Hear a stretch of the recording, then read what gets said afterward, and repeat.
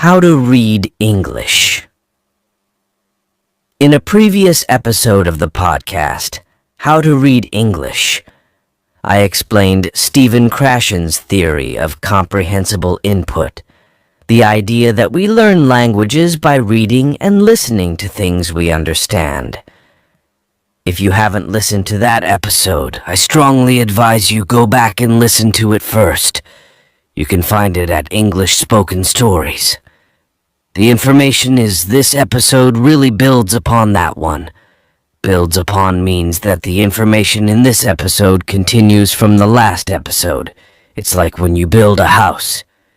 You have to have a first floor to build a second floor on top. So today I'm going to explain how you can teach a language. Now this is mainly for people who want to teach their language to a partner or a friend. For example, I have a friend who is Latvian, but there aren't many resources for learning Latvian, so he's teaching his partner himself. But he's not a professional teacher. And the advice I would give to teachers is a bit different to the advice I would give to someone teaching a partner or a friend. If you are a language teacher, you will still find this episode useful, but I would recommend looking for more detailed resources. Fortunately, there are lots of blogs, podcasts, and Facebook groups for CI. CI means comprehensible input.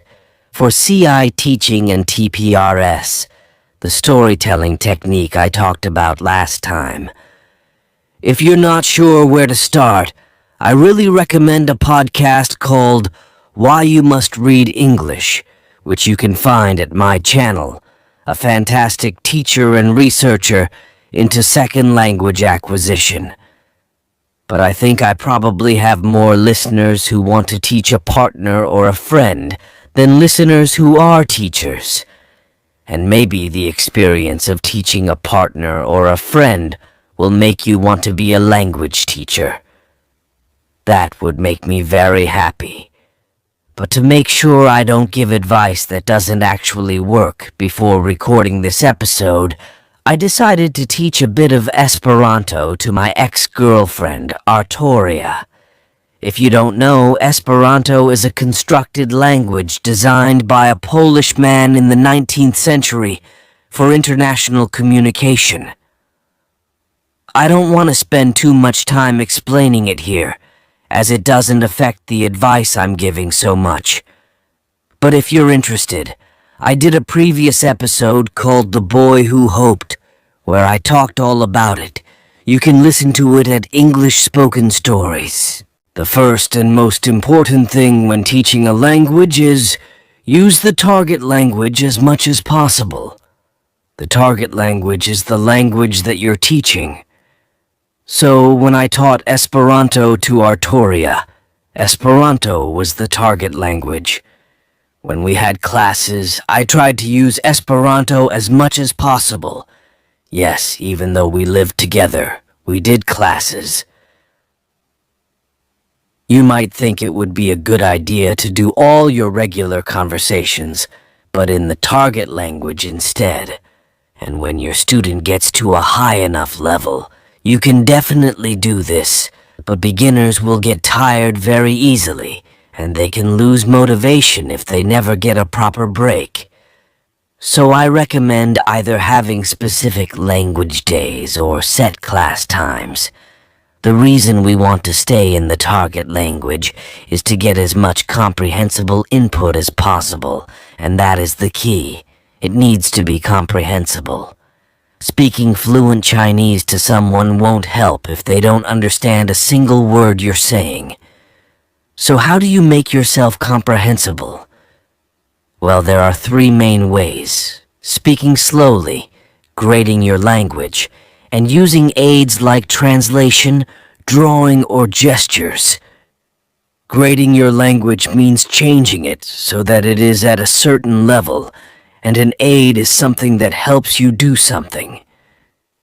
These first two methods, speaking slowly and grading your language, are more difficult than you might think.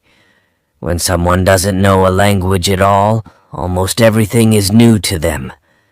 They don't even know where the spaces between words are when you speak. So you need to talk really slowly and try to make your sentences as simple as you can. Think of how you might talk to a baby or a very young child. If a baby looks hungry, you don't say, "Hey, what are you feeling like eating?" You say, "Are you hungry? Do you want to eat? Do you want to eat pasta, pizza? Maybe you want milk." Obviously, your student isn't a baby, and they will understand more than a baby would, but you should try to talk in a similar way. Ask lots of simple yes-no questions. Use obvious words that are cognates, words that sound similar to your shared language. For example, pizza in German sounds similar to the English word pizza, so if I was teaching someone German, I could probably say that and they would understand, as long as I was speaking slowly enough. To show you an example of how much speaking slowly and using cognates can do, I'm going to speak a bit of Japanese. I've deliberately written a few sentences with lots of English cognates. First, I'll speak quickly, and you see if you understand anything. Then I'll say it at the speed I would use with a beginner learner. コンピューターハクルなテクノロジーですね。ビデオゲームをプレイしたり、ドキュメントを編集したり、いろいろなことができます。ブライアンにクリスマスプレゼントとしてコンピューターをあげようと考えてます。Most likely you didn't understand the full meaning of that, but you probably understood at least a few words the second time. The first time you might have felt stressed and nervous, or maybe you understood so little that you didn't pay attention. By the way, if you're curious, the meaning of the Japanese was, computers are cool technology, huh? You can do all kinds of things like play video games and edit documents. I'm thinking of giving a computer to Brian as a Christmas present. Okay, so what about other aids? Translation is very easy, but you shouldn't use it too much, because it takes time away from speaking the target language. Also, there is no such thing as a perfect translation between two languages. If a student gets used to translating all the time, it becomes very hard to understand more complicated language later on. Gestures and pictures are both great aids, though, and I encourage you to use them as much as possible. If you say the word eat, mime eating something with your hands. Miming is when you pretend to do something. So if I mimed eating, I would pretend to pick up some food and put it in my mouth. You can be quite creative with gestures and miming. If you say the word where, you can look around the room, like you are looking for something. Or if you say basketball, you can mime playing basketball. Here is a video that outlines some useful gestures. Another great method is to draw pictures to explain meaning, and this can make things really fun. If you don't enjoy drawing, finding pictures from the internet to explain the meaning of a word is fine too. The only problem is, if you're going to download pictures, then you might have to prepare them before talking about something, because it can be hard to find a picture that shows exactly what you mean. For example, let's say you want to explain the word car. If you look up pictures of cars, they might have other things in them. Roads, other cars, trees, and so on. So the student might not understand if the picture means car, or driving, or road, and so on. This is why I prefer drawing and gestures. Here is an example of good use of drawing to do a story listening. It's also important to think about the physical space you are teaching in. Physical means something that is real, something that is solid. For example, a table is physical, but an idea or a dream is not physical. So when I talk about the physical space, I mean the real space inside your house, the rooms, the furniture, and so on. Classrooms are designed for teaching, but houses are not. Classrooms have blackboards or whiteboards, computers in useful locations, and the rooms are designed for one person to teach to a group of people. Think about what things will be useful to you. Do you want to write lots of words down on a whiteboard? Do you want to create a word wall? A wall with posters that have useful common words written on them, along with translations. Do you want to show your students songs and videos? Or do you want to mainly teach through activities like cooking and cleaning?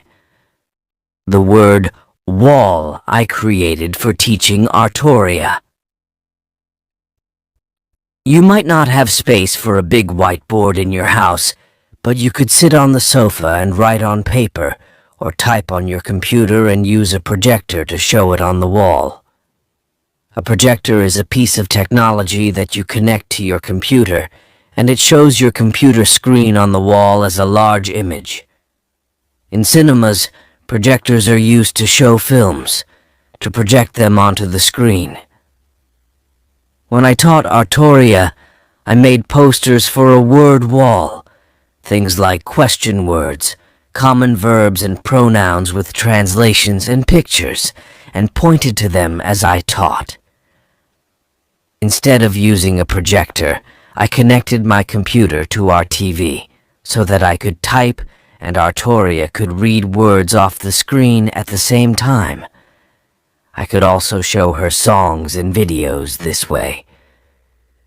You might also prefer to not do classes in this way. Maybe you have a part of the house where you only speak the target language, or maybe there are certain activities that you use to teach. For example, when you cook dinner with your partner, you ask them to find ingredients in the target language and tell them what you are doing while you do it. You might say, "I'm going to mix the flour into the eggs," and then you mix together the flour and the eggs. There's a clear context to the language, which makes it easier to understand, and food is a very important part of human relationships, so it can be a great way to learn language as well. This video is a great example of teaching a language through cooking. By the way, I want to add here that it's completely fine if your student takes a long time to start talking. I spoke about this a lot in the episode How to Learn a Language. Having a silent period when learning a new language is completely normal. However, it can be hard when you're used to talking a lot in a different language, and suddenly you can't talk how you normally do. One solution you could try is crosstalk. Crosstalk is when two people have a conversation, but they both speak in their native languages. That way, both people can say what they want to say, and they can focus on understanding the other person and making themselves easy to understand. Of course, you might not speak your native language with your partner normally, so it might be your shared language that they use instead. For example, if I did crosstalk with oratoria, I would speak Esperanto and she would speak English, although Esperanto isn't my native language. Another option that I know is popular with multilingual families is to have language days. For example, you speak Swahili on Mondays and Tuesdays, and English on other days. To be honest, I don't know how well this would work for teaching a friend or a partner. When two parents can both use a language around their children, it works a bit differently. Ideally, the student should see and hear the language often. Also, adults are a lot more independent than children, so there's less need to use difficult language in an everyday environment. You might create a situation where your student just doesn't talk to you as much on the target language days, or they find ways to solve a problems without really understanding the language. So you'd have to experiment with this, I think. If you're feeling really confident about teaching, you should try TPRS. which stands for Teaching Proficiency Through Reading and Storytelling. I talked about it in the last episode. Basically, TPRS means writing stories together. As long as the stories are comprehensible, graded to the student's level, you can write about whatever you want. And if it's a friend or a partner, you probably have lots of shared jokes and hobbies, so it can get really fun and creative. Then you can write and read the stories together, and that creates material for the student to read outside of class as well. An example of TPRS that I did with one of my classes. There's also TPR, which sounds similar to TPRS but is quite different.